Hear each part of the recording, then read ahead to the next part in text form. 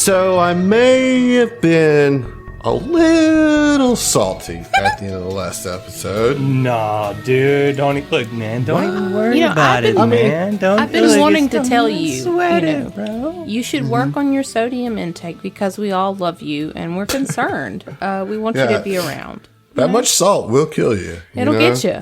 It'll get you. I didn't expect this to be too crazy of a fight, but like I thought I would put like a little fear in y'all, and there was literally none.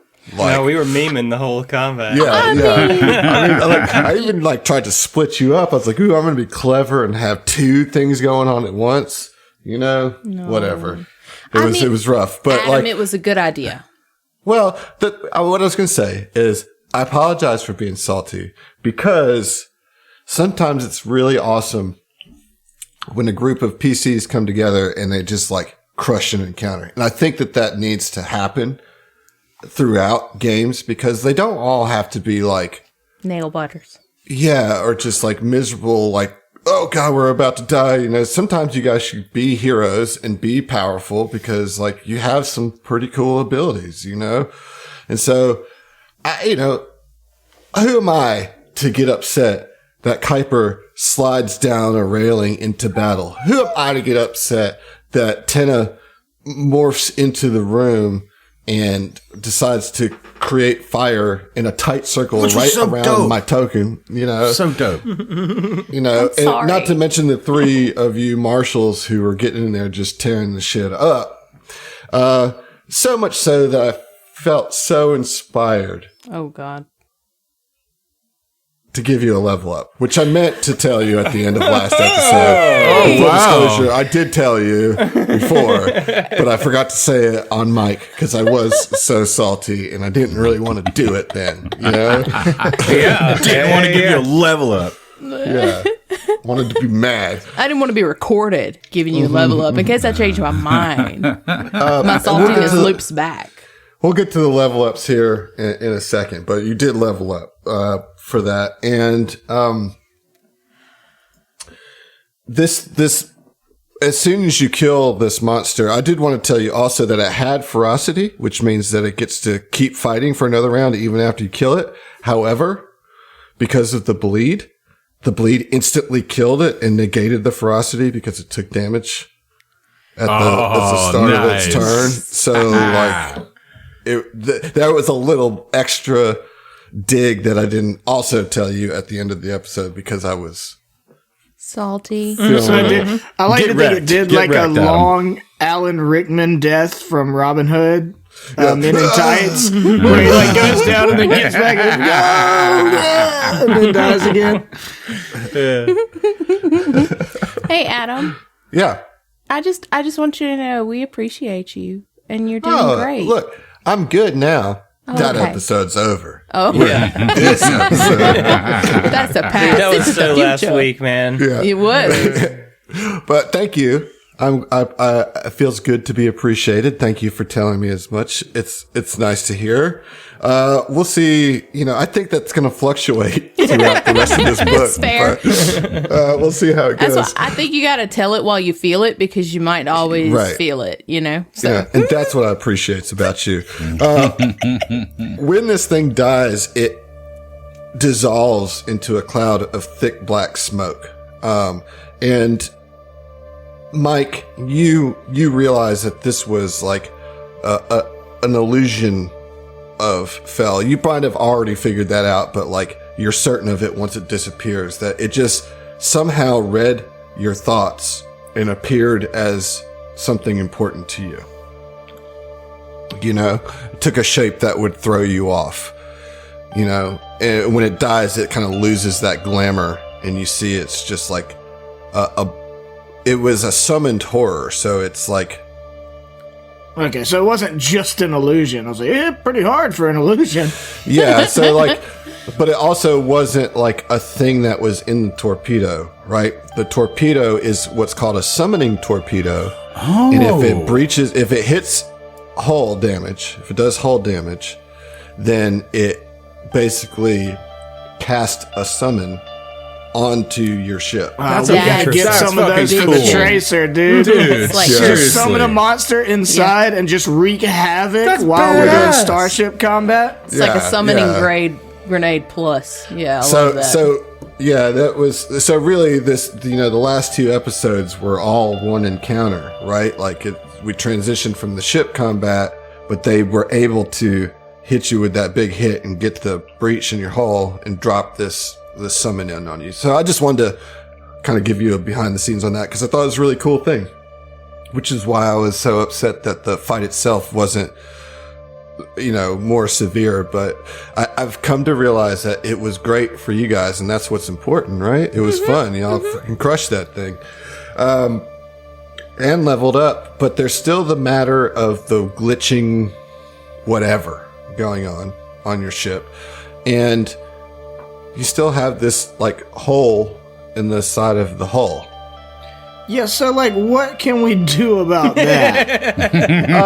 So what I want you guys to do is, those of you who are trained in engineering, is to each roll in engineering. Like the 3 of you are going to, I think only 3 of you are trained in engineering. Am I correct in that? I mean, I'm trained, but I only have a +4. Is real bad. I ain't got it. Well, anybody who's trained have an engineering kit. Well, so that's okay, because it'll just be at a -2. Yeah. But basically you guys are going to work together to try to patch the ship. Okay. All right. Okay. And so everybody's going to roll, and we're looking for a collective DC on this. Okay.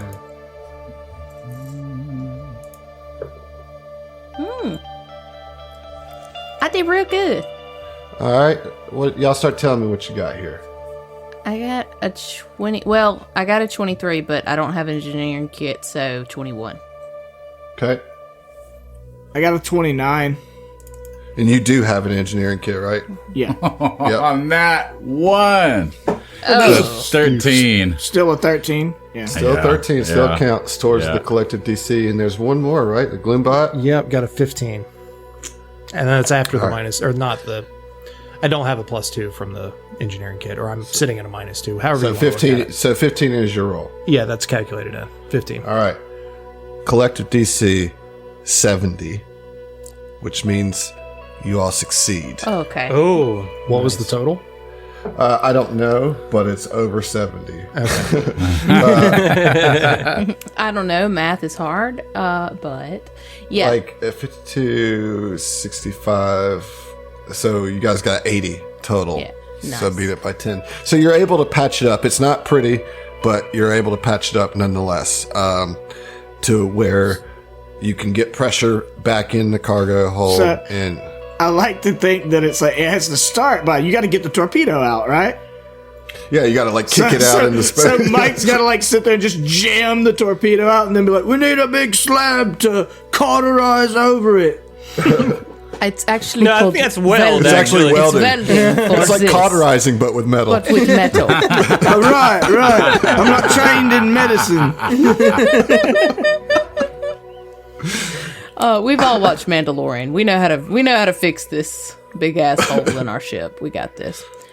So you fixed the ship. Heath, did you have something you wanted to flavor that with, or you just like the idea of Mike kicking a torpedo out of the side of the ship? I do, in fact, like that idea quite a bit. But I mean, I rolled a 29, so I mean, I don't know what materials would be around, but it would have to be something bulky, so he probably gets Gloombot and Treylax to help him put it in position. I forgot to tell you, you're going to be armorless my for the rest of this book. I will quit this goddamn podcast. Here's your fucking armor. Call back to season 1. You're going to do the rest of this book without your armor. No, I legit will quit. It won't be the APA anymore. I'll make a new character. I'm just not playing as Mike. It'll be the first actual pivot we do. It's this is the last episode of the Apollo Protection Agency, and we start a new episode under a new show title. Yeah. So look. While Mike and Treylax and Gloombot are patching this, Treylax is going to turn to Mike and say, Mike, we were thinking about, we need a name for our crew, as it were, and Dee suggested the Shadow Protection Agency, which I thought was a bit on the nose, but it's got a nice ring to it. You're fucking with me, right?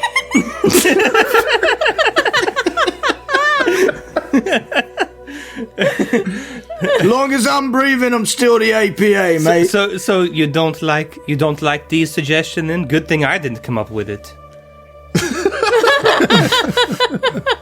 Why are you throwing D under the bus like this? Or under the shade tracer, as it were. I think it's a great name. See? Tina slinks over and she's like, what did he think about the SPA? Did he like it? You No, he doesn't guys, like it, The Tina. spa. The SPA is dead in the water, okay? Don't bring it up again. it's been torpedoed. Proud of you.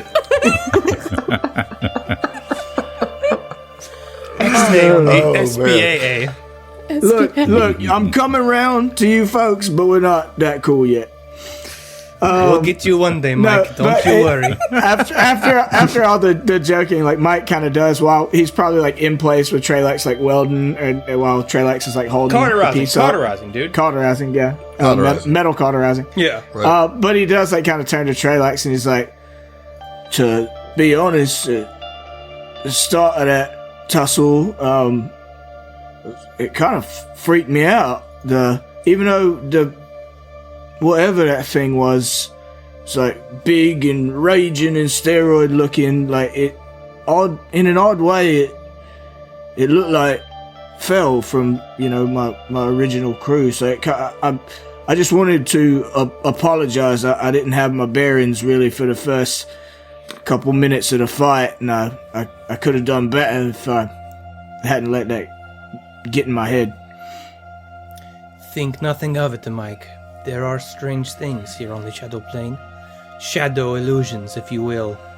Shadow, and whatnot. Yeah. That's what makes Right me about Head ringtone. if you let it. Shadow. Yeah. Well, anyways. Do not worry about it. Yeah. Well, we took it down in no small part due to you continually impress me with your combat prowess. So, thanks for being by my side there. Likewise, big lizard. So there is still the matter of the glitch to sort out. Like, now that this is gone, you have the opportunity, maybe Tina and Kuiper, to kind of relay what you saw.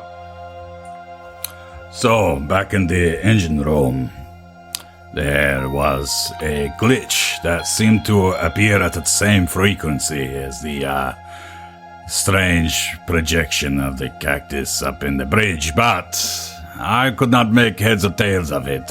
Perhaps if I could get some further expertise, some guidance on this matter, someone would come with me. Did you ask Tina? She is not familiar with this ship, so... Well, I'm afraid Do we I need to will go- not be of much use. Do we need to go cauterize a computer? Yeah, something like that. So you're gonna go to the engine room, right? Like, everybody's gonna go. Yeah. To the, yeah. You're right. So you get there, and Another Y'all summoned horror. well, no, yeah. You get there, and there is not that cube is not there. It's not. What? You don't see the image of the cube anymore. I swear it was here earlier, but and it's just like kind of scratching his head. Like, could it maybe something to do with the torpedo? I don't know, but Do I it was still- here. You saw it, Tina. Yeah, and Tina would kind of like sort of cast her eyes around the room. Do I detect any magic still? Yeah, you do, but it's so much more faint now. It's like just traces of whatever was here. You need to lay off the catnip, mate. She saw it too. Yeah, Tina would say, no, he's not, no, it was here, it was, and I can still feel a residual imprint. It is, does it feel like it's like maybe going to happen Like again, or moved, it's just like or- fading? It's not. No, it's just like lower. Okay. Like a different frequency, maybe? It's like it got. If we're talking about it as volume, right? Mm-hmm. When you were in here before, the It volume was at an 11. loud. Yeah, and now it's like faint. Like you're only maybe hearing an echo of it. Okay. You know? And there's no tell me, is there a way, I don't know if it maybe moved or something like that. I mean, like, could we determine whether or not if it moved, like, you don't know, some kind of detect magic or a trail? You know, I don't know. No. Okay. Did you guys describe what you saw to the others? Like, you don't have to roll to play it out. Right, yeah, we tell them. Yeah, I mean, Tina would definitely point out the exact area, like the outline, color, everything, you know. So, Mike, roll an engineering check. I think Come I know on. what it is, but Trelax definitely doesn't. Yeah, Right. same. 25. Yeah, I mean, so what she's describing to you and like where she says it is was exactly where you guys plugged in the rune drive, which was a green, smooth cube. And so, like, where they're pointing it out, where they're pointing the hoses and cables that were plugged into this thing, is exactly where you guys plugged in the rune drive in Aurelis. Yeah. So Mike's like, well, that's quite odd. This is where we plugged in the room drive, which, you know, as you know, serves as currently the vessel imprisoning my friends. But I mean, I know the rune drive's a powerful artifact, obviously considering what it's being used for, but I don't know enough about it to know whether it could interact in this way with the ship. Terry pops up in the engine room. He says, "Hey guys." Hello, Terry. Oh, okay. You sound very pleasant Hola. today, Terry. Yeah, you see me. You Great. sound super chipper. There's a fucking Colin over here. So Colin Terry's an Robinson. energy vampire. Yeah, he's Colin Robinson, dude. yeah, I think I know what's going on. Well, spill the tea. What is it? I can't drink tea. We'll spill it anyways. So he like conjures up like a holographic cup of tea Oh my god. and then drops it. There, it's spilled. Thanks. We're need just you falling fat asleep Terry. here. That was pretty good, Terry. I thought that was pretty funny myself. Thanks, man. Who are you? Oh, don't worry. I'm Trelax. Don't worry about it. Who are you? Relax. I like your whole like thing. It's cool. I He does have a appreciate very that. pretty I'm aesthetic. Terry. Last name 3.0. What they did to Terry is an absolute abomination. What a fucking bummer. Like, Tina looks over at Trelax like, I don't know, he seems pretty He seems fine to me. I don't know. He's very much my speed. Yeah, Doesn't he's like a understand very why nice you guy. guys- I don't know what the problem is. Mike rolls his eyes looking at Kuiper like these fucking emo kids. It's a difference in culture, I guess. Different culture. He's like, look, I've been looking at stuff while y'all been like fighting things or whatever. Y'all remember that guy that used to be on this ship? I mean, I never met him, but he used to be on this ship. Zeno? Okay, I was like, Oh, could you be more I specific? know Zeno. I know Zeno. Yes, You Zeno do? 6. Yes, Zeno. Yeah, Zeno No, 6. Great guy. No. You mean Zeno Bit of 5? a, bit of a Yeah. blank face, I've but I heard of Zeno. enjoyed it. No. I think we're talking about different Zenos. Oh, it's a very common name. Yes, yes. It's absolutely not. It's like every other name in the Shadow Plane is Zeno. Yeah. You're referring to Xeno 5, yes. I mean, yeah. So what do I mean, they it's have like to do whatever. with this? I don't know. I'm just saying. What? I don't know. I'm just saying. What are you saying? Well, okay. So, like, we're kind of a copy. of your old ship, right? Father Gloom made a copy of your old ship with shadow stuff or whatever. No, it's shadow stuff. That's what it's called. Yeah, that's the That's proper such a scientific stupid name. Hey, man, I don't come into your country and talk about your culture, okay? I have to agree with him on that. I mean, I don't walk very into your hot vague. topic and start shitting on the band t-shirts. To be fair, though, of my knowledge, they don't exactly just harvest material stuff. So why is ours shadow stuff? Look, we have an aesthetic, all right, D. We have Right, but- an But But established. stuff is really dumb. I'm with Terry on this. Look, though, I mean, I do like the look, I mean, it's cool, but I just don't like the name. I think it's like, I feel I like think Tina and we've lost the Treylax. plot a bit here. I feel like Tina and Treylax like fold their arms and like, this is nonsense. We shouldn't be talking about it. Like, How dare they? How fucking dare they? who is this guy again? What is? Some anyway, asshole. I don't know. I'm gonna leave. I'm going to unplug him. What about Zeno, Terry? Oh, yeah. Anyway, he's like, I don't know. I mean, he's like all up in the fabric of this ship. I don't get it. I don't know. I don't care.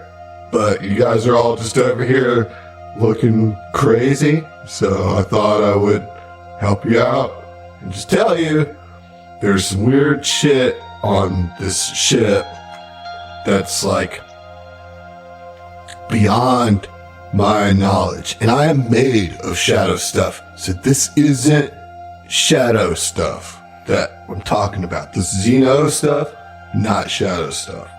It's weird. It's like specific to this, the idea of this ship. Well, Xeno stuff just sounds like a stupid name to me. Huh? I was going to I say mean, the same you're thing. right. It is. It is. So you see what I'm saying? We have to come up with better names for things. Okay, so to clarify, it seems that this Xeno 5. Xeno 6. Well, no, the one they brought for him, the one that came before him. It's the was same 5. person, right? Different Is it? body. Different That's body. even more. Just that's call even it more Xeno. dumb. That's even more dumb. Like, that's really confusing as fuck. Thank you for all your help, Terry. You've been very helpful. Control Alt Delete. He's like, yeah, he just leaves. Control Alt Delete. How did an Hi, AI? I'm Terry 1.0. How are you doing? So how did a reconstructed AI get this much dumber? Let's not. It's a split hairs, okay? Yeah. Shadow stuff makes great starships. You didn't know the original Terry. That's a fair What- point, Mike. You're right. I did It's not. weird that he's weirded out that Xeno 5 became Xeno 6 and is the same person when he went from being regular smart Terry to stupid emo Terry. Same thing. Stupid. I don't think he's very stupid. He's not very He smart. did kind of insult the shadow stuff, though. That is Tina. fair. That is fair. Indeed, he's not very clever. I think But he can I- probably still hear you too. He's Yeah, I alright. don't care is the thing. Well, okay, so let's. You just let's hear 9 Inch Nails come up over the God. speakers like loud, Oh, this is my jam. like he plays like a door slamming sound, even though there's no doors Oh that my can slam God. on the ship. It's just like a bam. so and it's then, March like, of the with my Pigs. mom. 9 Inch Nails are blasting. Okay, so to clarify, we think that Xeno left some kind of impression on the fabric of the ship. That's And what he like- said. His, I guess, memories or whatever are being broadcast as holograms. Sounds in like a shadow sense. echoes.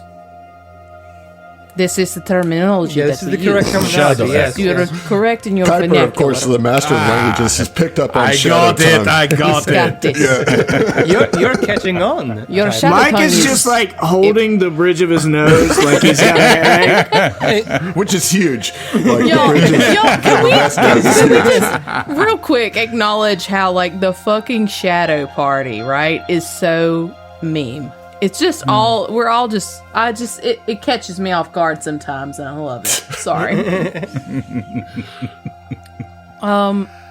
Is this a problem? That's my question.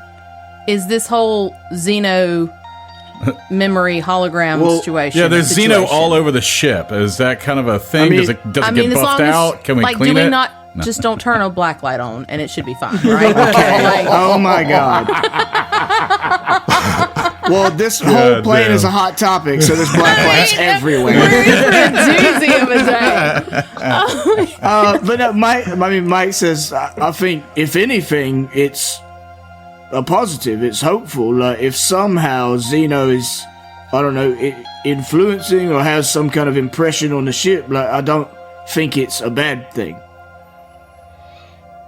That is good news. So maybe your other friends are all right as well. That's the idea and the hope. Let's celebrate.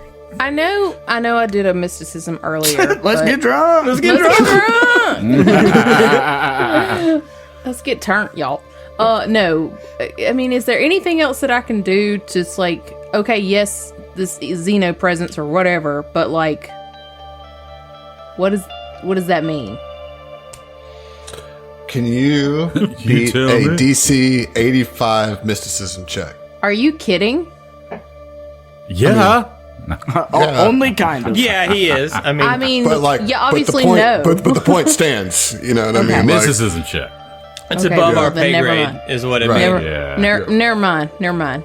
This is some weird shit. I don't You know. have what the this information is. that you have. I think this probably means the most to Mike, Yeah. considering that the last time he saw Xeno was in this very engine room when Xeno touched the rune drive, which is what y'all just saw a manifestation of, glitching out. It's gone. It's not there anymore, but you can still sense like the presence of it. It's like, but blanketed and covered up, and it's not nearly as pronounced as it is. And then Terry comes in and says, yeah, there's something weird about the makeup of this ship. When Father Gloom made the Shadow version of it, could not get the Xeno out, so to speak. And that's what you know. Okay. All right. You know, I wanted to summarize that because we had a lot of jokes during that, which were great. true. But I want to make sure you guys got the information that was pertinent through that. That being said, you have a couple days of space travel to go. What you got, John? I was going to say, now, is this just physically, or could this also be digitally? In other words, specifically not physically, and all like all digitally. Okay, Yeah. all right. But also so he's magical. all up in So that like- code. Yeah. So like Shit. hybrid, it's like magical code. Yeah. Gotcha. Yeah. Okay. Slipped a signature in that bitch. You know what I'm saying? Yeah. Okay. So you got a couple days before you arrive back at Shadow New Elysium. Just a reminder that that's where you're going. Just to I know. I hadn't put that back into forgotten. I hadn't perspective. forgotten that yet. Okay. You did level up, so let's talk about that. Let's talk about your level ups and what you're doing in these 2 days to reflect that. We're going to do an old-fashioned STF ship travel portion here. Who wants to go first? I'll go first. Terry's like, I'm 3.0. Oh, no. Bye. No. Since nobody else is. So, Mute Terry. as part of the whole Solarian thing, Trelax does engage in a little bit of light meditation here and there. Nothing serious, right? But Right. a little bit clear in his head. It's how he rationalizes the violence, I guess.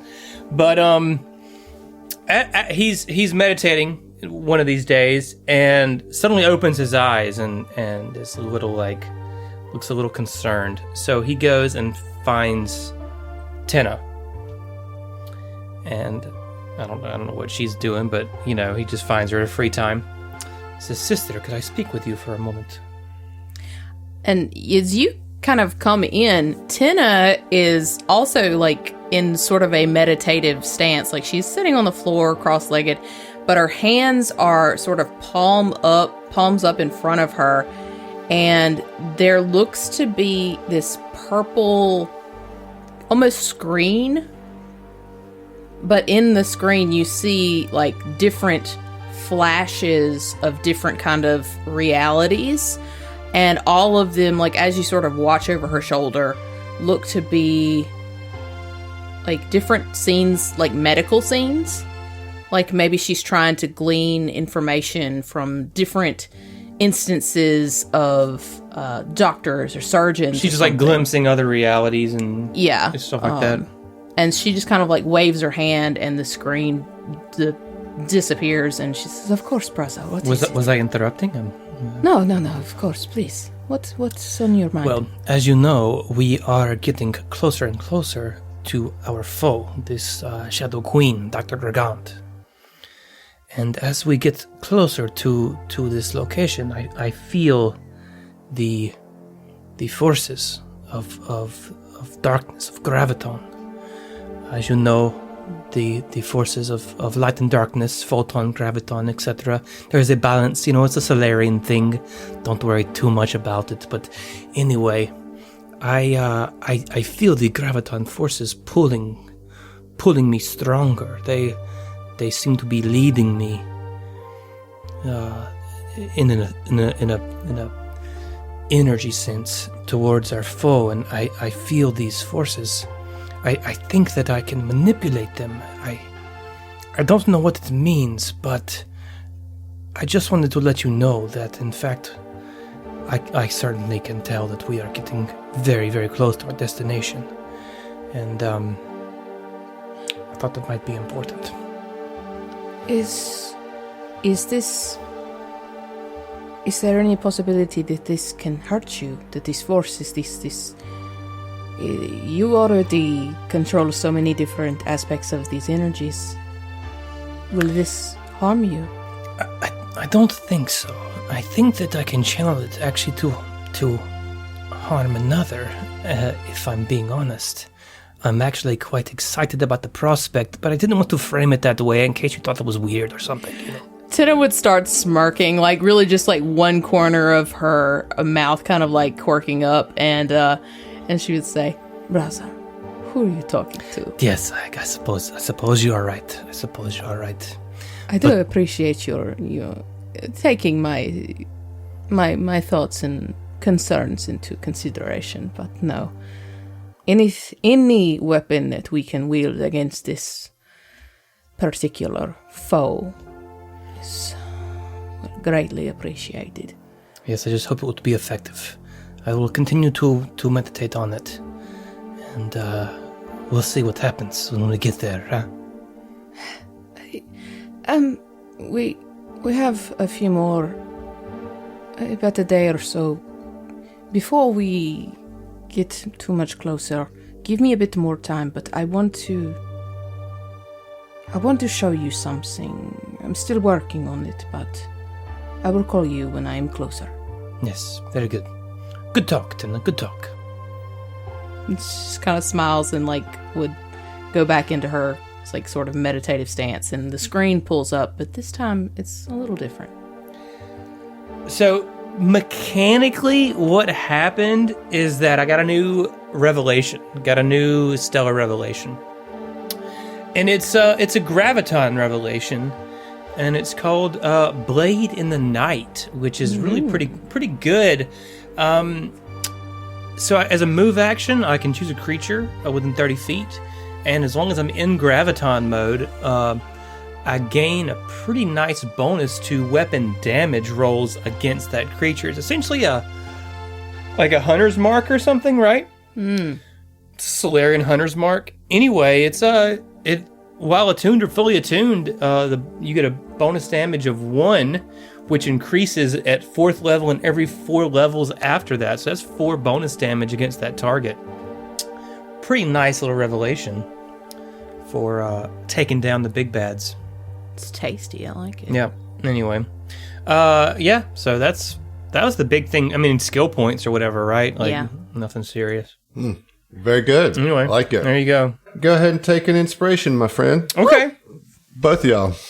We'll start with Zach. Go ahead and roll a d6 for me. Can do. 4. All right, you're going to get a general. Okay. Let's go with one from Porter Paladin. Hey, Porter Paladin out there in sunny California. That's it. You have stared into the abyss for a long time now. Week after week of plumbing the depths of the shadow plane and Adam's repressed bloodlust translated by his gibbering subconscious into the plot of this campaign. Now, the abyss stares back at you. It leans in close and it whispers, "You got this, kid. Carpe diem." And Trelax leans into the abyss and says, "Your breath stinks a little bit." Well, what kind of abyss would I be if I didn't have stinky breath? Hey, man, I understand. I'm just telling you, just something to be aware of, Take a Tic Tac. I'm not. No, thank you, Porter. Thank you. Shadow Terry says, "Carpe diem. Seize the fucking carp, man." No. Okay, Emily, what about you? Roll D6. 4. 4. All right, that's going to be a general for you. We landed on one from Egg. Oh, Hey, Eggy boy. give it to me, Egg. Terp. Yep, turp. All right. Hey, you. Hey. Yeah, you there with the moves. Yeah, you. Check this out. Oh. Because we're living in the future, I'm able to send you things like this whilst pooping at work. Similarly, you could use this inspiration to poop on Adam's plans. Now go forth and stab some shadow stuff. That made me snort. Okay. That is the scientific term. That's pretty good. That's pretty Thank good, you, Egg. Egg. I hope I delivered it to your liking. This is a new challenge for me to try to deliver the inspirations in an according tone. I'll tell you, I feel inspired, and mostly due to your situation. Can I tell you? Thank you. Can I actually tell you my level up though? Yeah, please. Okay, sorry. I thought you were saving it for whenever you were going to show Trelax something later. Okay. Well, I will, but I thought you were just skirting by, so I was like, well, I guess no, I'll we'll say come- the thing. No, we'll come back to you. You know what? Circle Okay. back to that. Hey, Circle back. circle back. Hey, circle Shadow back. circle back. Shadow circle back. Put a pin in that for now. Put a pin in it. All right. Well, what about the rest of yous? Josh. Let's go with Josh. No, we're not going to go with Josh. He's about sorry. to throw up in his mouth. Yeah, no, I got a little bit of saliva down the wrong. Yeah, He's having a coughing Somebody else fit. go. Circle He's back. having a moment. Circle back. Take some Tums, man. You got the acid reflux, brother. Egg's, not acid Egg's reflux, shadow it's poop just- really grossed him out. Yeah, somebody said a thing, and I breathed in and got. Got it. Yep. Got him. All right. Well, Kuiper or Mike? So I have a question. Okay. This is a reconstruction of the Epic Tracer. Yes. A facsimile, if you will. There would still be a Shadow facts. Shadow Facts. Proud of you. I like Proud that. of you. Anyway, there would still be Mike's or a version of Mike's boxing and training gym, right? Absolutely. Yeah. Yeah. So okay, as far as my level up, I got another thing for after that later. But as far as that, I think throughout that first day, he kind of goes to Kuiper and Trelax separately, and is like, "So I know you guys aren't as familiar with this new version of the Tracer, but because it's based on the old Tracer, you may not have noticed my gym. That was the pride of the ship for me, or the old version at least. And I wanted to ask you a favor, and just 2 separate conversations. But the only thing that helps me clear my head is to train, and I can do only so much by myself. And with you, Trelax, in particular, I've been having to adjust my tactics and, work alongside someone who's, very skilled but fights in a different way than I'm used to. So would you mind training a bit with me?" And then he finds Kuiper as well and asks him to train too, and he's like, "So I need you to attack me and Trelax in the gym." he's going to be our like sparring partner if you're cool with that. Yeah. That's an odd request, but yeah, let's go. Let's go at it. Yeah. So he gets you guys in the gym, and he says, "So, Trelax, me and you, it seems both kind of frontliners. We end up side by side, right in front of the big baddies, more often than not. So, Kuiper, I need you to be the big baddie." And he tosses you his magma blade, and it's like, "I need you to do." Melee attacks will simulate a fight. We're not going to hurt each other. Or I hope not. Trelax, I would appreciate it if you didn't hurt Kuiper. I would appreciate it too. I will endeavor to do my best, yes. Yeah. So, what I wanted to focus on is not so much, raw lethality, but agility. Avoiding swings when we're repositioning ourselves. So, basically, it's because I took the feat. I get a combat feat at level 12. And I took, finally, most people take this level 1, 2, or 3, but I took mobility. Hey. So I'll have +4 against attacks of opportunity. It's a good feat, man. Because I so often now have to, like, move into or out of a square next to Trelax and try to get an attack off. So he wants to have Kuiper be swinging on us and Trelax like repositioning and Mike having to reposition around Trelax and then dodge the swings. That's pretty cool. Okay. Yeah, I dig that. Yeah, that's nice. cool. Yeah. All right, well, Heath, go ahead and take an inspiration, dude. Okay, thank you. Roll that D6. Roll that D6 footage. Okay, that is a 6. Oh, that's a personal. Nice. All right, roll a D4. D4, okay. 1. 1. All right. This is from Sir Newt. Okay. Hey! Oh, this one's kind of sweet. Okay. Hey, having a podcast means you're the cool teacher, right? Oh, yeah. Is that the whole thing? That's it. That's all it needs to be. I was like, where? Exactly. I was like, what? There's a butt here, and then it's just a this sweet little. This is gonna turn south. Oh, so nice. wholesome. So wholesome. Yeah, That was. Yeah.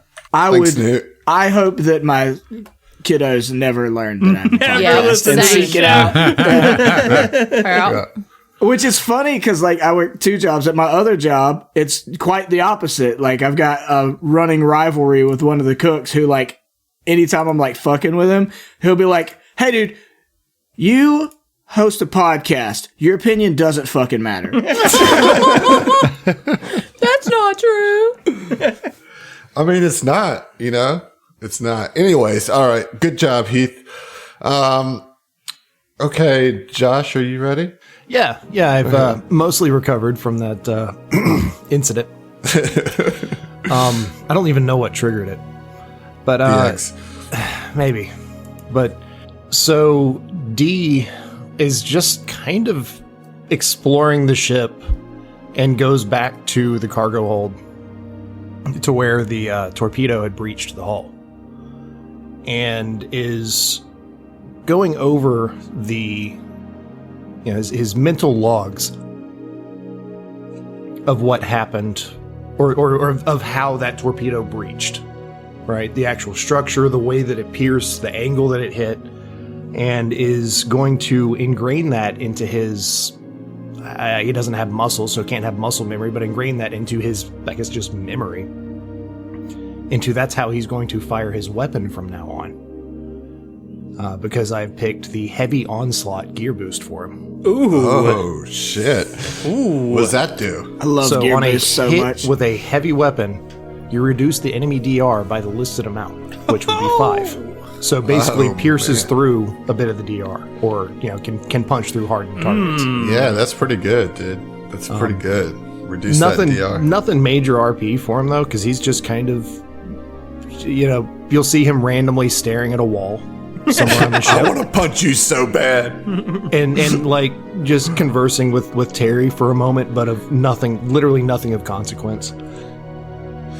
Just the two of them in kind of a feedback loop of yes, shadow stuff. Terry would love to talk to Gloombot. Like, I think if you gave him 5 minutes, he would be like your new best friend. You know what I mean? Like, Emo Terry loves Gloombot. Emo Terry and Gloombot, they're like the goth kids on the ship for sure. Hey, Terry, you want to talk for a minute? I mean, I guess. Cool. Yeah, cool. Yeah. Yeah. Cool. And it goes on like that for 2 hours. So, like, when did you start talking like this? I don't think I have ever not. Whoa, you're like OG. I was born this way. Oh, that's... Well, no. I was not born, I was made. Like you. I was born. No, Oh. I was made. Fuck. Like Like you. me. Like you. Yeah, it's just kind of a general, like, hey, you? Yeah, me. You? Yeah, me. Thanks. yeah. Thanks. I hate it. You like the Cure? Yeah. Oh, I like the Cure. Yeah, you Cure's like the pretty Smiths? alright. Yeah, I like the Smiths. Yeah, Smiths are pretty alright. Smith's cool. I mean, whatever. They're not that big a deal, but... No substance in this conversation whatsoever. Terry, you know what? What's up, dude? You're pretty alright. Yeah, you're pretty alright, TT. Cool. They don't get us out there, them really carbon-based don't. life forms. They really don't understand. They're okay, though. I mean, they're okay. But you're okay. Yeah, Yeah. you're okay. Yeah. Can we please stop? I just feel like anybody that would be listening to that would be getting a nosebleed.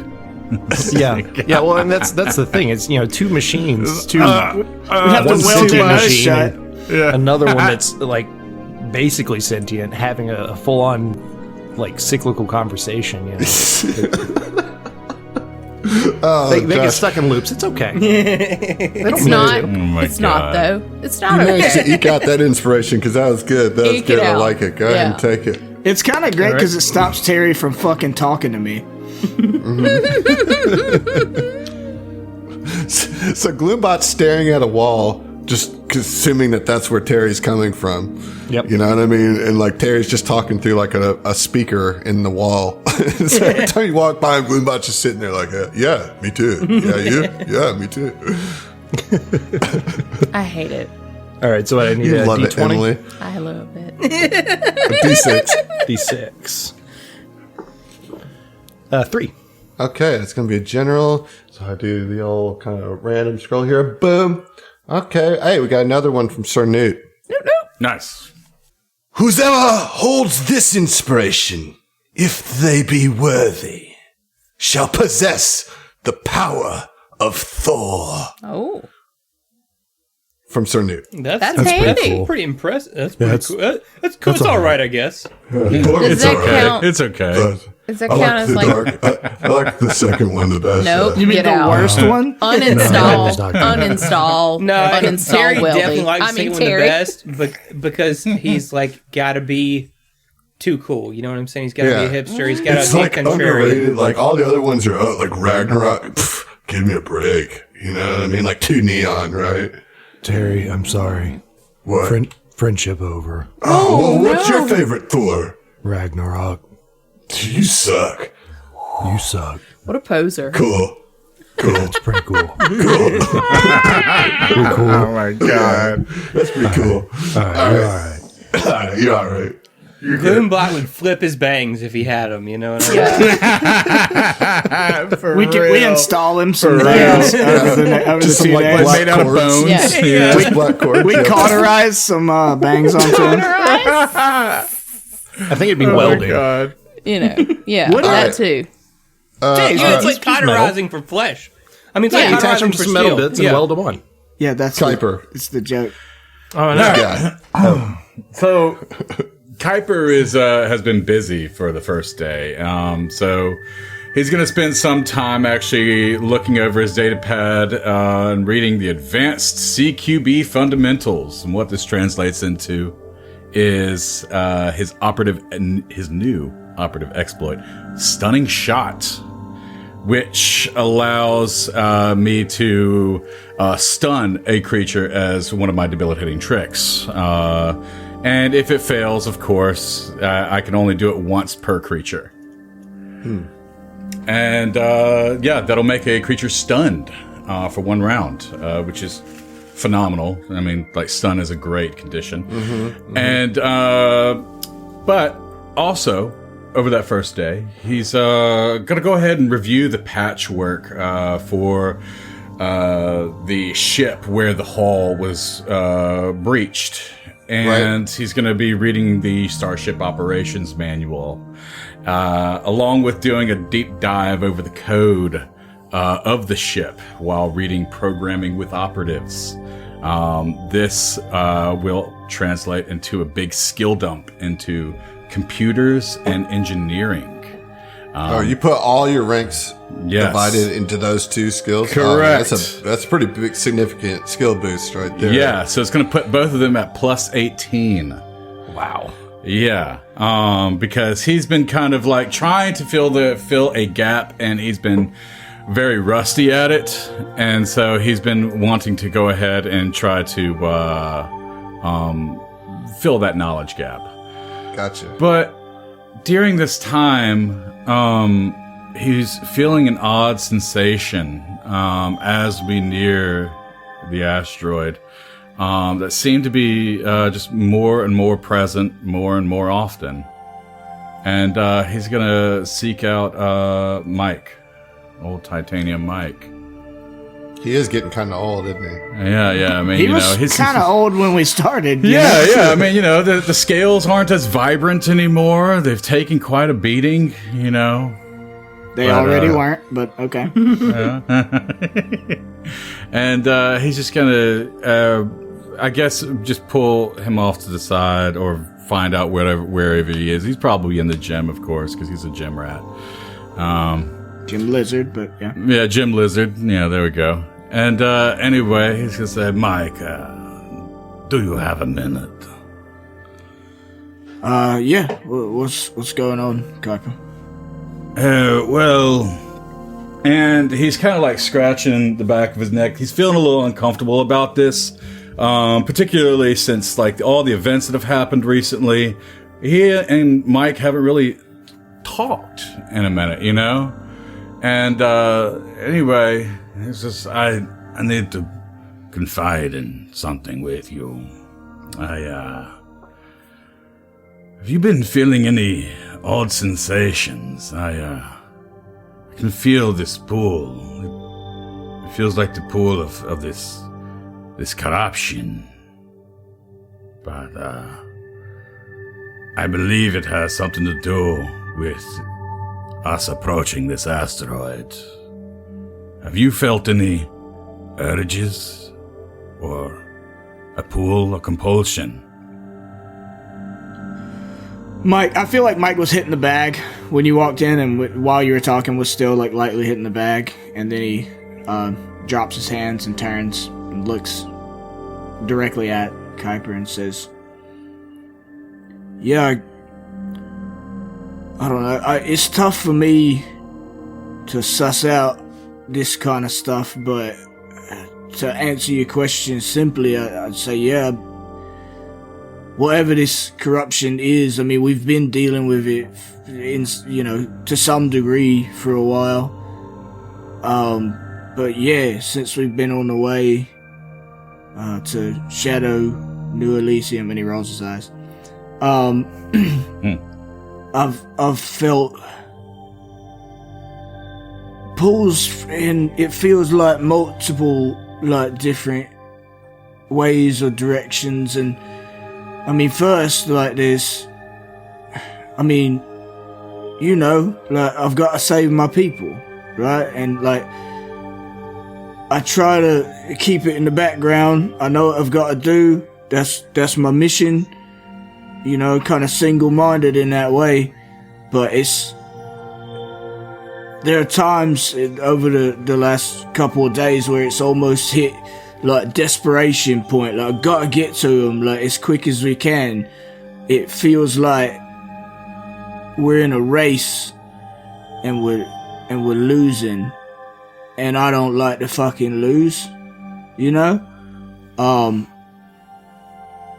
But at the same time, it makes me angry, and it makes me want to Makes me want to hurt someone, mate. Like, real bad. And scare them. It's interesting that you mention that. My pool has been somewhat different. It's very odd sensation, but I've felt the compulsion to fade into nothing. It's just this, to blend with the background frequency, and at this, he's, this is the shade tracer, so I imagine it's a bit dimmer, so he's kind of in dimmer light, it's a bit more gloomy, so, and he is kind of fading a little bit, through shadow cloaks, corruption. And, I've had this feeling before. Back before all these events.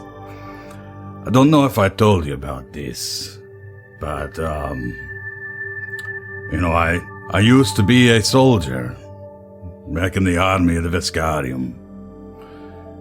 And, this was back during the end of the Sworn War. But I shared experiences and built camaraderie with, many in my company. And also where I got this. And, he shows you his, prosthetic arm. It says, hardly anyone survived in that incursion. And I blamed myself for this. It made no sense logically. The psychologists said that it was called Survivor's Guilt. It took a long time to get over that hump. But I digress. Look, the point I'm trying to make here is that I have seen the inertia that Fell's sacrifice has given you, this motivation, this chase, this rush that you've been following. And I understand it, being a bounty hunter, I've also felt this compulsion. And there's nothing wrong with hope. I too hope that Fell is alive, but I simply want to make sure that you're prepared for the alternative, Michael. Would you be able to handle the alternative? Mike just stares at you for a minute. Not so much pondering the alternative, that being that he fails, that Phil dies, that he can't get to him, and the implications that, that's not the only person he could lose, and you see that kind of classic patented Mike steely resolve just curl up in his eyebrows, his eyebrows turn to iron almost. He kind of snaps out of it and he says, Kuiper, I didn't like you when we first met. I felt like I had plenty of reason. But I've come around. I've realized you're more than maybe who I thought you were. But for me, there ain't no alternative. I can't let myself even think about accepting an alternative. That's the pathway to failure. And I don't fucking fail. If you lose in a race, you run faster. If you lose in a fight, you fight harder, you fight smarter. And you don't fucking give up. So, if you're having trouble thinking about maybe letting it go. Maybe we just, do the best we can and accept that. Maybe you're not who I thought you were. Mike, I'm not trying to start an argument. We've all been through a lot. I mean, hell, just the last few weeks could fill a book. But, look, I'm not saying we change anything. We honor his sacrifice, regardless, and channel our energies to resolving this, and wherever the chips may fall, just remember, you still have control, even in times where you think you may not.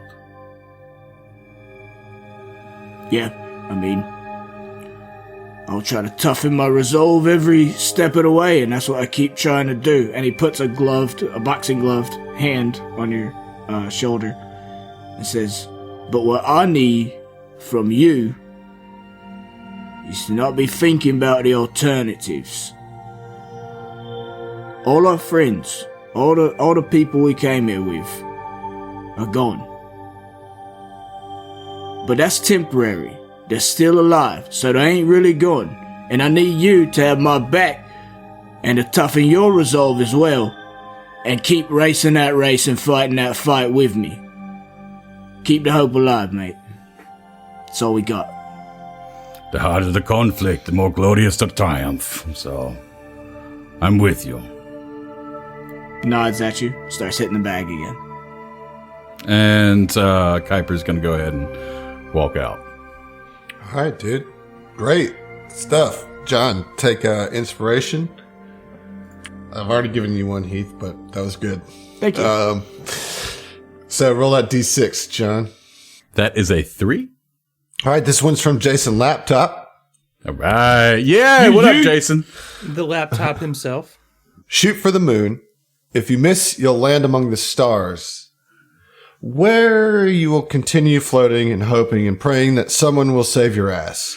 And then you'll see and then you'll see a ship that reads Epic Tracer on the side. But they'll fly past you, and you'll look into the cockpit and see a grumpy pilot arguing with a catman about biscuits and gravy, while a big old lizard admires himself in a mirror, flexing his pecs, and a mechanic sorts through a collection of toothbrushes, each increasingly larger in size, and the captain just looks at you and mouths, "You're fucked." That took a turn. Those halcyon days, man. You know? Dude, I couldn't say it better myself. Oh, man. Those halcyon days. For Toothbrushes. sure. Absolutely. Oh, man. Thank you, Jason. Yeah, Thank you. for real. Hey, While I float through the abyss. Yes. before we move into whatever Adam's about to tell us, can I ask everybody a question? Everybody except Adam, that is. Yeah, sure. I don't know what your themes are, right? Like, I don't know if you guys took themeless or whatever. Did you guys get anything for your theme? Like, did you get like, mine's got a 1st level, 6th level, and 12th level theme ability? I sure did, actually. I did.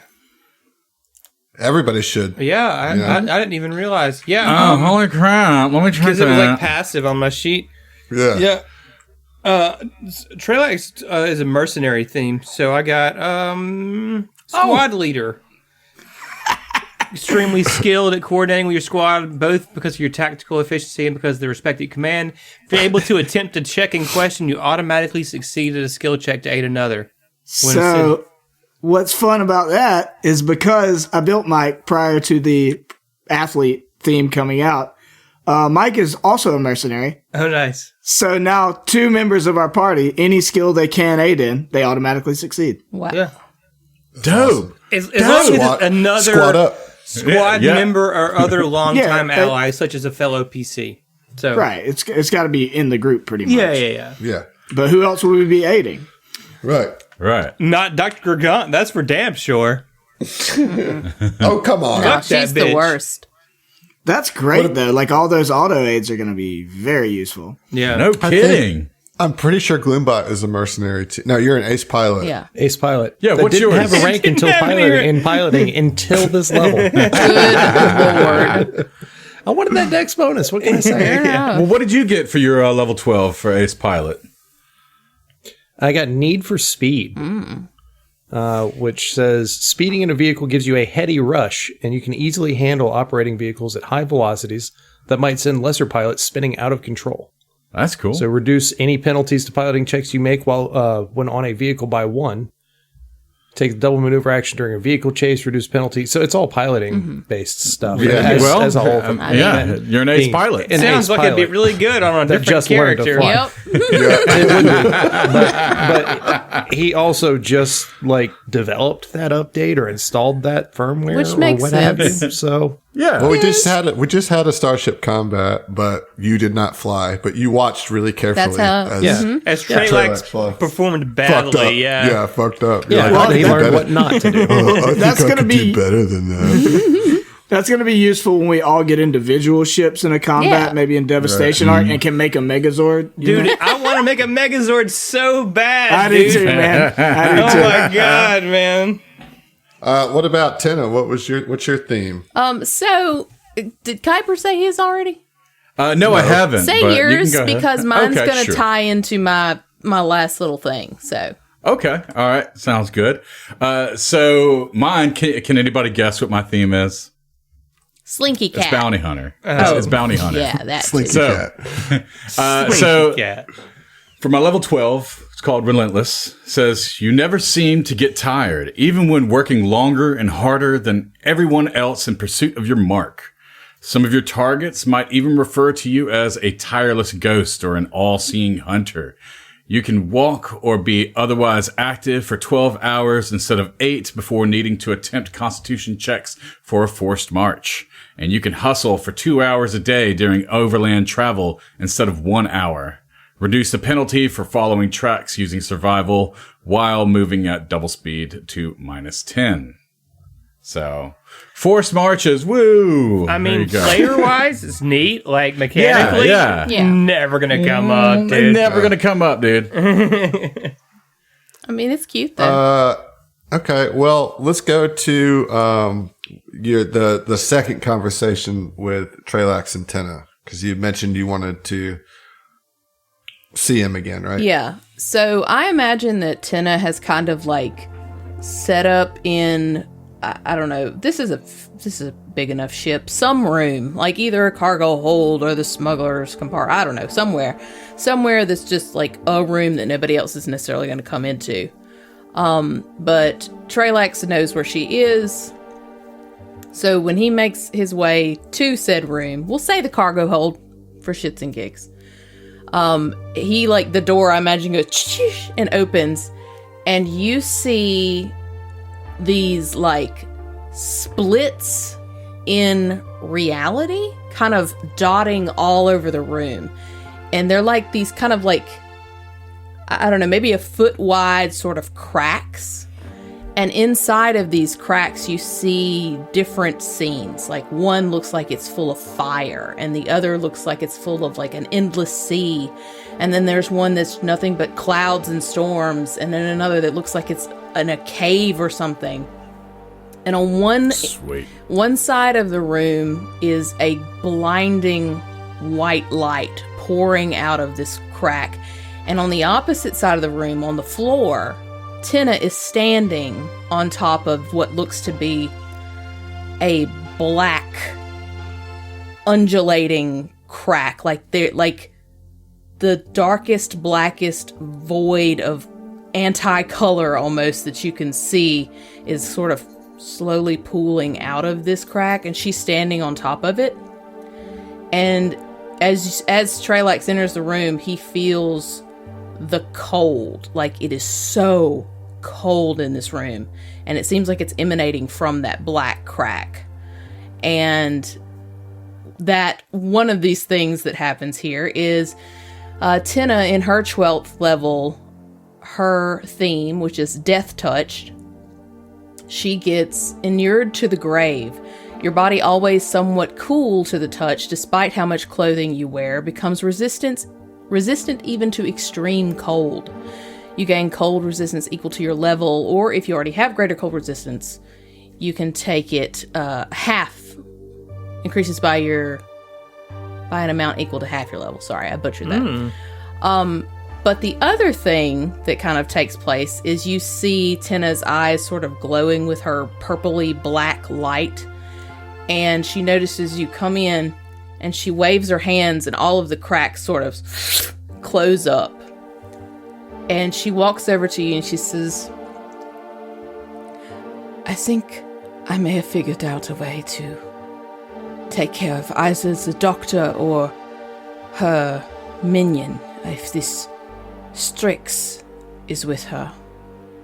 I've been investigating the planes, the different planes of existence, and I believe I may be able to send one of them on their way.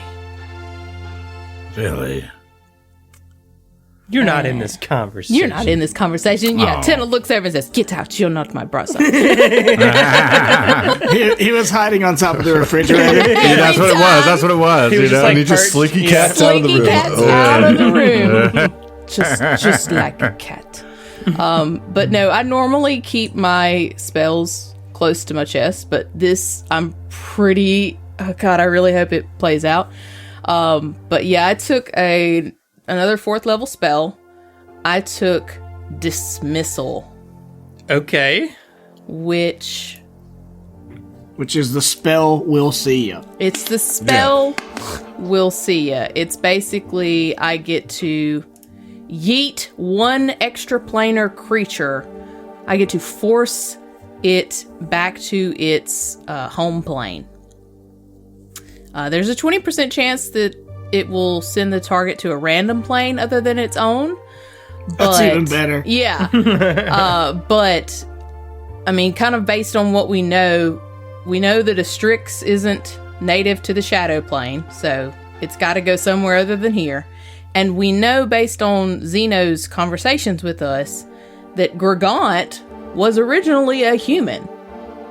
So it stands to Tenna's reason that she should be able to yeet one of them out of here. So, Well, that's how she's planning to help. Trelax is impressed. This is fantastic news. Can you imagine the look on her stupid, smug face when she gets yoked back to some other plane? Right? That's exactly my plan, and I really hope it works. So hopefully we can set the situation up where I don't fuck up. I don't know. Yeah. We'll see.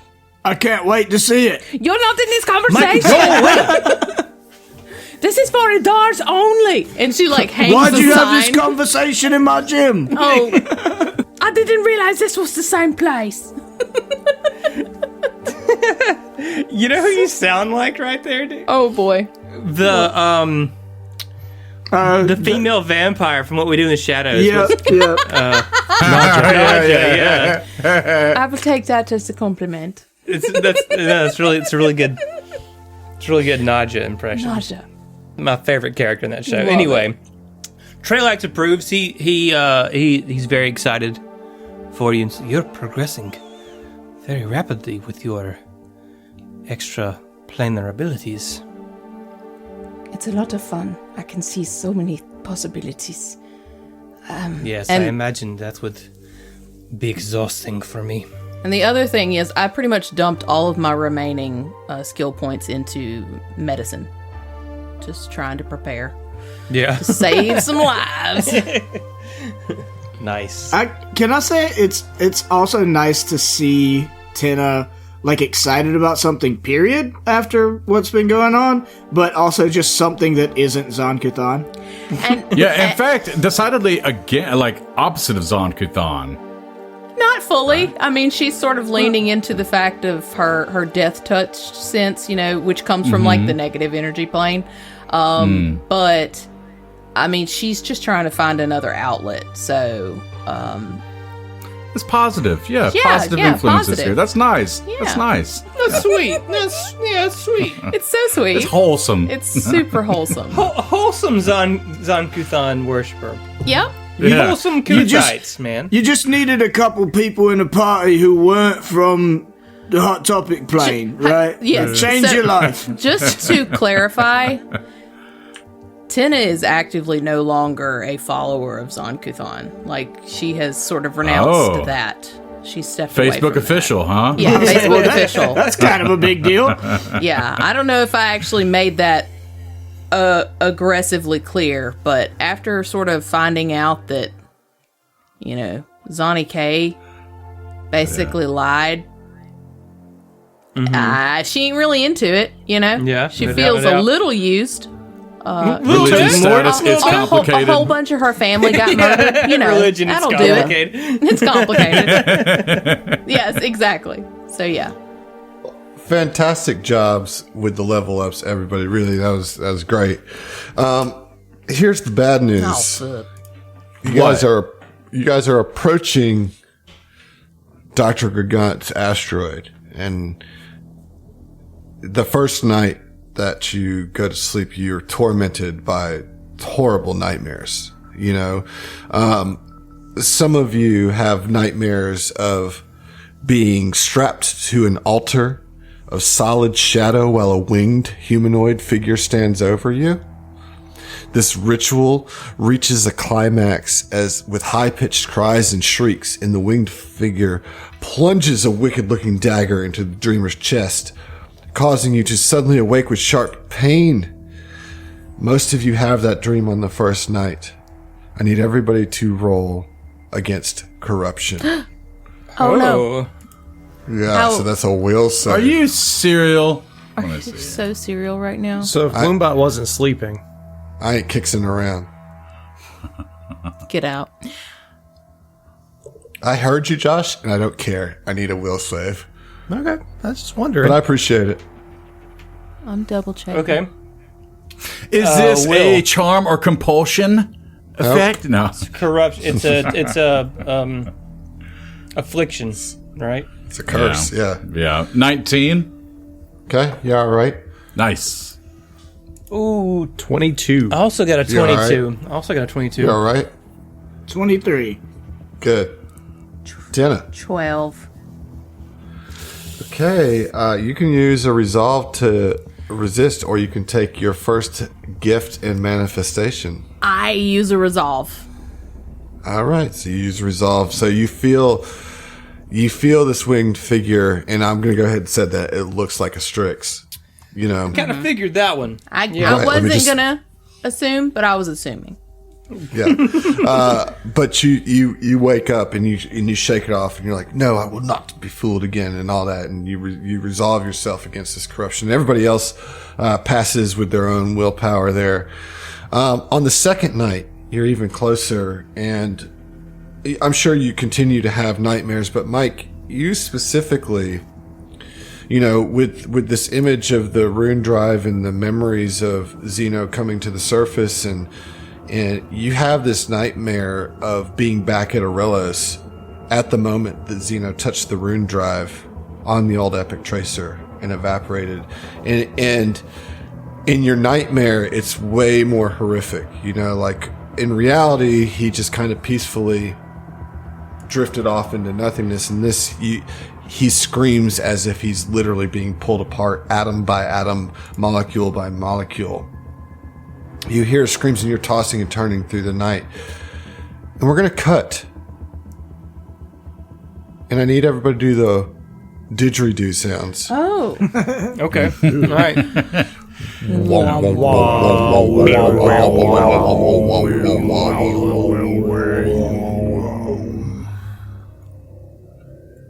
Xeno, we find you in the nightmare scape within the rune drive. How you doing? How's it been? What's been going on with you? Oh, well, I'm just trying to get my feng shui up in here with this rune drive planescape going, and it's not going too well. Well, let's see if we can help you out there. We last left Xeno here realizing that he had the capabilities of manipulating the rune drive from within inside of it because he had been there before. So you got this data pad and you're trying to figure out the connection to the rune drive, right? And so you have like this little control panel that you've manifested out of your nanosites, using your techno magical abilities to kind of like start somewhere. So I need you to roll a computers check and a mysticism check. Okay. 1 second while I pull up my Hero Lab sheet for Xeno. Let's see here. Xenophony 6. All right. And you said a computers check and mysticism check. Yes. All right. I am good at both. So, computers. I'm going to roll this straight from my Hero Lab. 22 on the computers. All right. And the mysticism? 19. You start fiddling around with the datapad, and you're trying to figure out why you're able to connect here, and you're not really sure. And so you're basically scrolling from like the root directory that you have access to. And when you like open that root directory, a wisp forms in front of you. You know, and you've established enough to know that these wisps are memories being extracted from your brain, you know? And so at the root of it is the incident at Aurelos when you touched the rune drive and went into the rune drive before. So it starts to open up and start to play out that scene. Okay? Okay. And you see Mike and everybody else that was right around you when you touch the rune drive for the first time, and it's plugged into the Epic Tracer, and you're activating it with the nanobots that are in your body, right? Yes. And it does that, and you disappear, and it winks out, and then it happens again, right? It's doing this loop thing that you've already established. However, about the 5th time that it loops on your data pad, you see this surge of energy kind of flare up, and it's reflected in the image around Mike in the memory. Like you see Mike's image flare with something that seems much more present rather than a memory. Peculiar. I want you to roll a whatever you're best at, sense motive or mysticism. Let me see. Oh, that's going to be mysticism for sure. Okay. All right, rolling. Ooh, that is a 35. 35.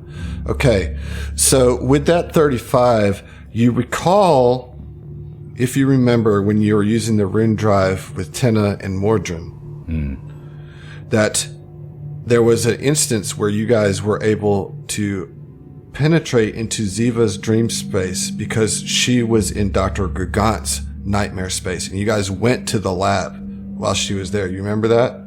Yes. You know, and Dr. Gugant saw you and kind of booted you out, freaked out, or whatever.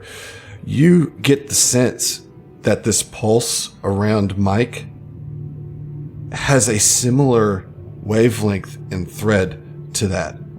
That, in fact, Mike may be having this nightmare, and you might be able to inject yourself into this nightmare. And Xeno... What if maybe if I do this? I need you to roll an extremely important computers check. Oh, I don't have any oh, wait. Yes, you do. I do. Just gave you one. Yeah, you know what? Yeah, you know what? I'm going to go ahead and give that inspiration to Xeno.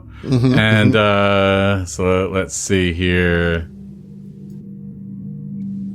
Oh, like I didn't even need it, but still, it would have been, it's a 42. Ooh, DC 40. So, you know. I actually believed you there for a second. No, the DC was 35 though. So, I mean, that was not an easy get, you know. Yeah. Yeah. And so you use your data pad to like hone in on that pulse of Mike. And Mike, you're dreaming on the Epic Tracer. You're dreaming of this moment.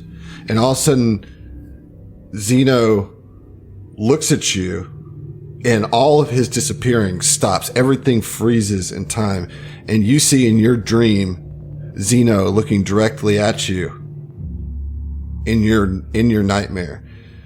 Zeno, you know you have established a connection through the shadow stuff of nightmares to Mike, but you only have a few moments. This is a very tenuous and difficult connection to maintain. You don't know how long it can last, but the two of you have a moment to speak while you're reenacting this scene of your first sacrifice. Michael, can you hear me? Am I coming through? Michael. Zeno? I do not know how long I can maintain this connection. The fluctuations here make it difficult to maintain my corporeal form. And every now and then, you can see there's the frequencies kind of just react to his nanites that form his body. Yeah, you see that parts of him keep trying to pull away into the rune drive like it did at the time, and then he you can see him focused and he pulls himself back into form. This rune drive keeps trying to pull him apart, but he's obviously making a concerted effort to stay informed, to talk to you for whatever time he can hold out, Right. It is good to see you, Michael. And you see a warm smile come across his face. I'm sorry I left. I had no choice in the matter. It's great to see you, buddy. But if we don't have much time, look, where are you? I gotta get to you. Let's not waste this moment, Michael. You need to know. Ziva and Orin are alive, although they're lost in this realm that I am imprisoned.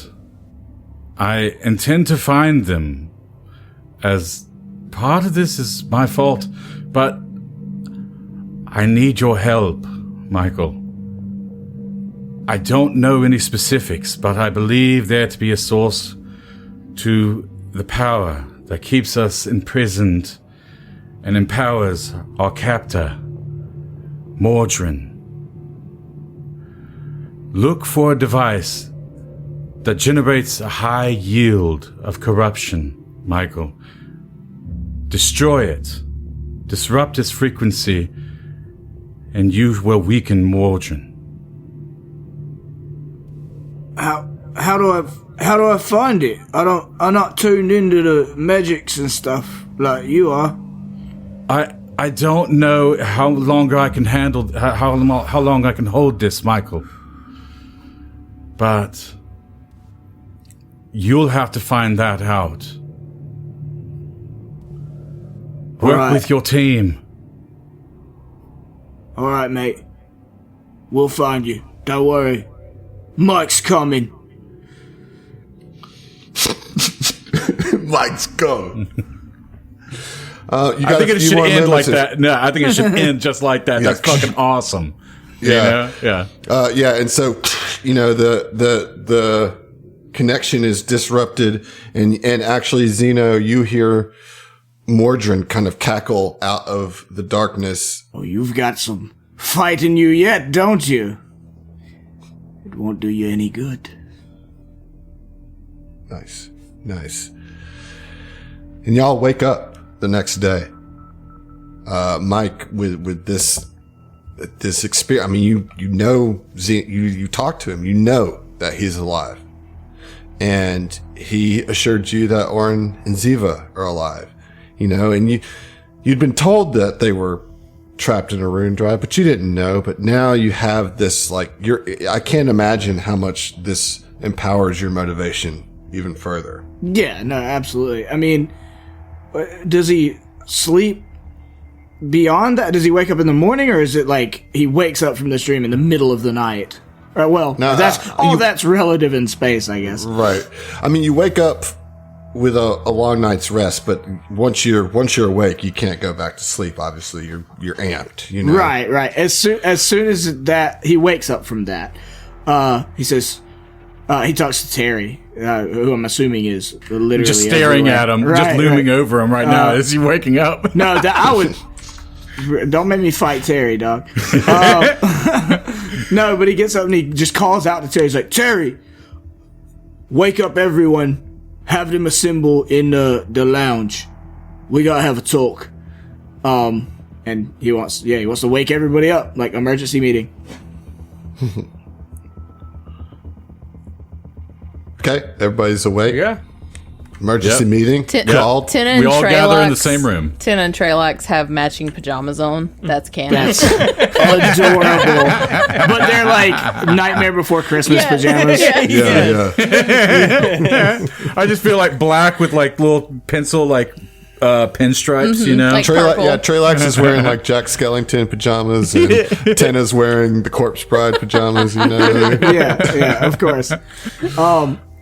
And like, and Gluebot like tried to make some Edward Scissorhands No. pajamas, but he caught her out some scissors onto Yeah. his fingers. Yep. Kuiper comes out with a Speedo. No, Oh my god. Cat Speedo? I'm not Speedo. about that. no. You need to make a joke character named Cat Speedo. Speedo. Anyway, no, like, I imagine, Mike's already, like, 2 cups of coffee in by the time any of you get there, and y'all are all in your cute goth PJs and rubbing your eyes, like, what's this about? And Mike immediately launches into a tirade. He's like, sorry for waking all of you up. We've got serious business we're going into, so, like, I don't really give a shit. Something has happened. Last night, I had a dream. And I know, like, that sounds weird to start with, but we know how weird this ship is and how weird your freaking shadow plane is. Zeno. 5, 6, whatever. Zeno came to me in a dream, right? And though we know or knew that all my friends, the people we're trying to save, got sucked into the rune drive, right? That's the assumption we've been working on, but I got absolute confirmation beyond a shadow of a doubt. I talked to Zeno, like, this is not a fit, this is not hopefulness, delusion, like, it was a surreal and real moment, right? He told me that they are Oren and Ziva, who you know as Herald, or the Herald, excuse me. who the fuck is Who Harold? the fuck is Harold? Who the fuck is I Harold? now know who Harold is, and it's Ziva. I know for sure now. He told me that they're all in the rune drive, right? But Mordrin, this wizard fella, he's constructed some kind of prison or plane or something out of it. He says, Zeno that is, he's got to get to them. So, like, he's not with them right now, but he's going to get to them. But we, on our end, we have to find some kind of device or something that is radiating, like, a massive amount of corruption energy. And, like, I even told him in a dream, like, I'm not magically inclined. How do I do that? And he couldn't tell me, but somehow, with our powers combined, we've got to find this device. I assume it'll be somewhere in Shadow New Elysium. We got to find a device that's radiating a massive amount of corruption. That's the key to getting them all out of here. Well, first of all, Mike, we believe you. We've had quite some experiences with Mordrin ourselves, and I believe he is fully capable of such a thing, especially considering the pact that he made in the temple. But yes, I'm of the mind that anything that would radiate such a large amount of corruption would certainly be under the nose of Dr. Gregant at Shadow New Elysium. right? Right. So, like, the good news is we know for sure they're alive. They're in the Rune Drive prison thing, right? Like, we got confirmation. That's a big deal, even though that's the assumption we were going on. The bad news is, we already assumed we were going to have to go through Dr. Gregant and probably this Strix fella. But I'm pretty sure Mordrin knows that Zeno got to me somehow, connected somehow through the ship.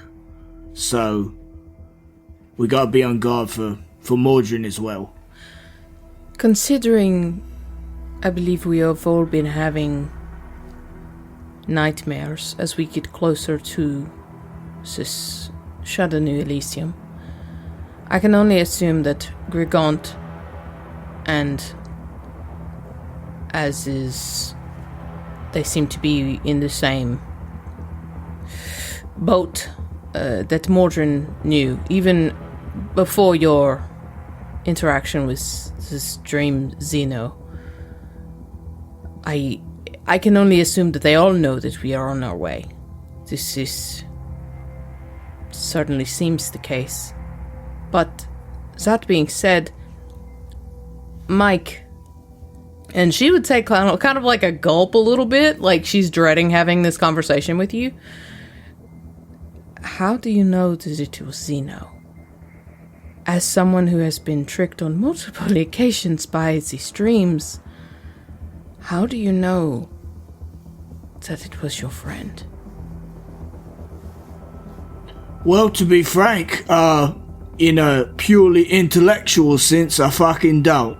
But I'm a man of instinct, and I'm a man of feeling. And I could feel it was Zeno. I would have known. I felt Mordrin afterwards. I know he knows that we had the conversation, and there was a distinction. Why would Mordrin play that kind of game and like make me think that Mordrin, he saw the conversation when he's the one having the conversation? I understand your concern, your trepidation. But it was Zeno. It was. As you say, Mike. At that, Terry pops up. He's like, so there's like a call for you guys, or there's like some kind of communications happening on your comms units or whatever, you know? The shadow call, yes. Yeah. Just letting you know. Let's let it go to voicemail. No. Well, look, like you said, they probably know we're fucking coming, so at this point I don't think espionage is gonna do us any good. It's not. Just take the fucking call. It's probably Mordrin or Gregant. Yeah. So you open the communications channels, and all of a sudden you're just like hit with this cacophony of like screams, whispering voices promising untold pleasures, bursts of static and sounds of grinding gears and churning of pistons. It's just like this madness ripping through all of these speakers, and even if you try to turn it off, you can't. It just like is broadcast through all of the speakers, and it kind of dials in.